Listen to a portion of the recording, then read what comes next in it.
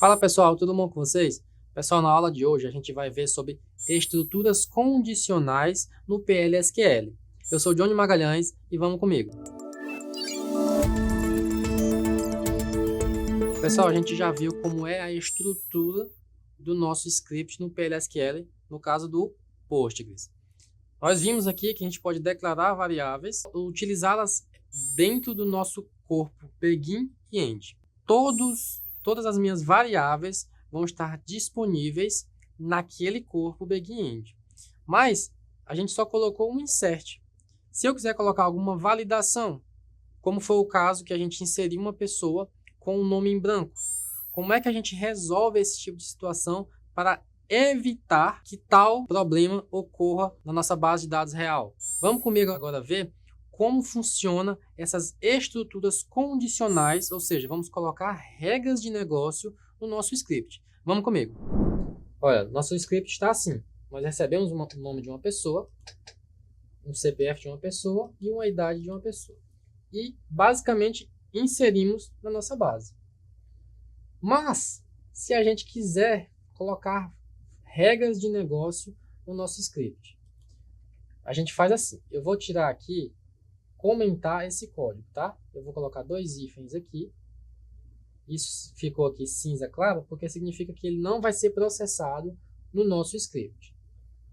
Existe uma estrutura que ela vem exatamente do inglês. É o se. Então, que é o nosso if. Ele vai verificar se o próximo texto digitado nele aqui, se ele vai ser verdade ou mentira. Se vai ser verdadeiro ou falso. True ou false. Então, ele vai retornar true ou false. E dependendo do que ele retornar, ele vai executar o que estiver dentro do seu próprio corpo. Ou seja, nós temos um corpo aqui, begin end, que a gente chama de escopo. O if, ele abre um novo escopo. Então, vamos observar como é que funciona aqui. Eu vou colocar aqui, se idade pessoa igual a 0. Aliás, menor que 0. Por que que eu posso até botar um igual para a gente conseguir diferenciar? Esse igual aqui, 2 pontos igual, é uma atribuição. Significa que a idade pessoa vai receber esse valor. Quando tem só um igual, é um teste. Idade pessoa é igual a isso. E aí, então, se for, então é o nosso then. Se for, eu vou exibir uma mensagem. Raise idade. Vou copiar essas que o meu teclado não tem direito. Raise notice pessoa tem 0 anos de idade. Ponto e vírgula. Agora apareceu. Ponto e vírgula. Lembra que eu falei que ele abre um escopo? Nós precisamos fechar esse escopo. Então a gente coloca end. Mas qual end? End if. Então eu estou fechando o escopo do end. Ou do if, aliás. Se a gente executar aqui, ele vai retornar aqui, ó. Eu botei para executar 2 vezes. Pessoa tem 0 anos de idade. Ou seja, essa pessoa tem 0 anos, porque foi o que a gente atribuiu aqui. Então, isso foi verdade. Então, faça isso. A partir do momento que eu botar aqui, por exemplo, 10 e executar de novo, ele não vai fazer nada. Por quê? Porque a pessoa não tem 0 anos. Ou seja, ele não vai entrar aqui, não tem mais nada para ser executado, ele vai terminar o nosso script. Mas aí eu não consigo ver direito o que é que aconteceu. Então eu vou fazer o seguinte. Eu vou botar um menor. Então se a idade da pessoa for menor do que 0, a pessoa não pode ter idade menor que 0. E se eu quiser colocar uma outra regra, que é if o tamanho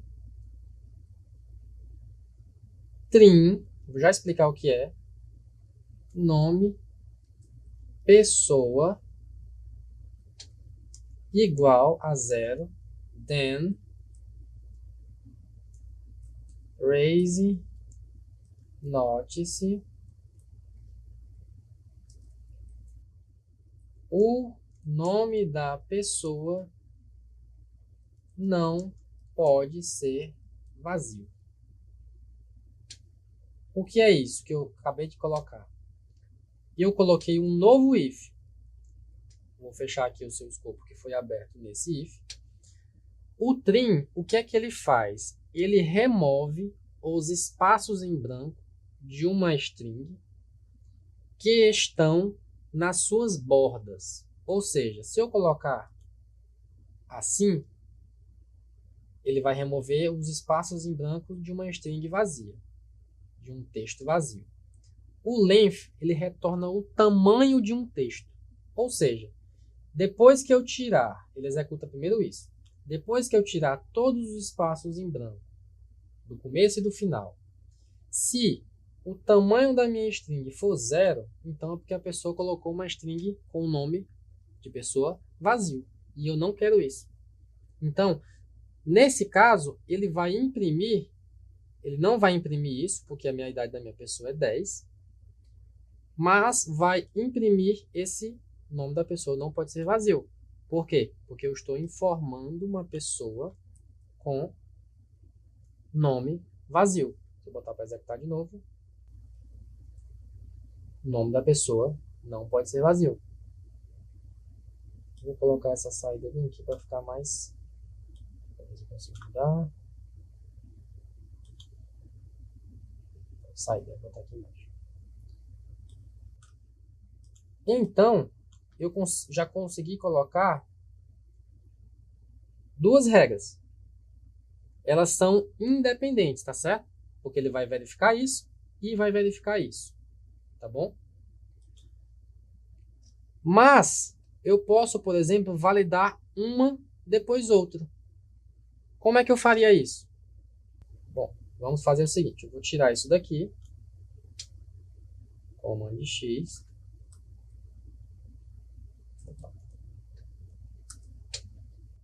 e vou colocar bem aqui. Existe uma forma de aninhar estruturas condicionais. Primeiro eu vou testar. O nome da pessoa está vazio? Então, caso contrário, ou seja, else, o caso contrário é o nosso else. Só que eu não consigo colocar um else junto com uma restrição. Mas existe o else if. Eu tiro esse e coloco um if. Ou seja, ele vai verificar isso. Se isso for verdade, eu vou imprimir isso. Caso contrário, se a idade da pessoa for negativa, ele vai exibir isso. E aí eu ainda posso fazer agora o nosso else. Else. Nesse caso, é todo o resto. Se isso não acontecer, nem isso acontecer, ele vai entrar no else. Tá certo? E aí aqui eu posso inserir o meu dado da pessoa.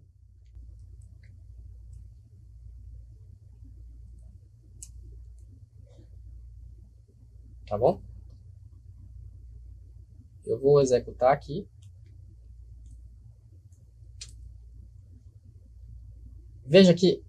Deixa eu limpar aqui, se eu consigo limpar. Vou limpar. Eu vou executar aqui. Executar a instrução. Vou ter que executar 2 vezes. O nome da pessoa não pode ser vazio. Se eu colocar vários espaços aqui, ó, e tentar de novo, ele vai dizer o nome da pessoa não pode ser vazio. Deixa eu fechar esses daqui. Por quê? Porque eu fiz o trim. Se eu colocar um A bem aqui, ele vai tirar todos os espaços aqui e todos os espaços aqui. E aí, o tamanho do meu nome pessoa vai ser 1. Então, esse cara aqui não vai passar mais. Agora eu vou colocar aqui a minha idade menos 1. E vou tentar executar novamente. Agora, pessoa não pode ter idade menor do que 0. Veja que ele passou por esse script aqui. Ele passou por essa regra. Entrou nessa e essa foi verdade. Então a idade não pode ser menor do que 0. Agora eu vou colocar uma idade 10. E vou executar esse meu script. Opa. Qual foi o problema aqui? Já existe uma CPF com uma pessoa com CPF 123. Ou seja, ele não entrou nesse, nem nesse, e já foi para o meu insert. E aí entrou naquela constante que a gente colocou. Se eu colocar aqui um outro valor e executar, ele vai executar. E agora, se eu consultar a minha tabela de pessoa, veja que nós temos aqui o nosso A com o CPF que a gente colocou e a idade que a gente colocou. E o valor que foi inserido aqui foi aquele nosso valor autoincrementado. Então veja que a gente colocou condições, a gente aninhou condições diferentes, tá certo? E com isso a gente consegue incrementar cada vez mais o nosso script para validar os dados que vão ser salvos no nosso banco. Veja, pessoal, que agora o nosso script está cada vez melhor. Nós conseguimos colocar validações para evitar que dados sejam inseridos na nossa base de forma errônea. Existem pessoas, grupos de pessoas que preferem colocar essas validações no próprio banco de dados, seja por meio de triggers, meio de funções, meio de constraints. Existem várias formas de fazer. Existem outras pessoas que preferem colocar a validação no próprio sistema e colocar o banco de dados apenas responsável por salvar a informação e nos dar a informação quando necessário. O importante é, os dados não podem ir para a base de dados, não podem ser salvos, não devem ser salvos com valores errados. Você não pode salvar uma pessoa com seu CPF inválido, por exemplo. Você não pode colocar uma pessoa com uma idade errada, porque dependendo do sistema, essa idade é importante para algum ponto no sistema, alguma funcionalidade. O CPF, a pessoa pode, por exemplo, não conseguir logar no sistema porque o seu CPF está errado. O front-end, lá na tela de login, por exemplo, pode estar validando o seu CPF e não está encontrando, porque você está colocando o seu CPF certo no login, mas na hora de salvar o seu usuário, o sistema ou o banco permitiu que aquele dado fosse salvo de forma errônea. Então o script, o PLSQL, seja da forma que ele for utilizada, ele é importante para evitar esse tipo de situação, tá certo? Pessoal, perceba que essa aula é apenas parte do processo de aprendizado, tá certo? Agora eu preciso que vocês acessem a plataforma, leiam o texto de aprofundamento, respondam as questões do quiz, respondam também a questão aberta de fórum e comente na resposta de 2 outros colegas. Até mais!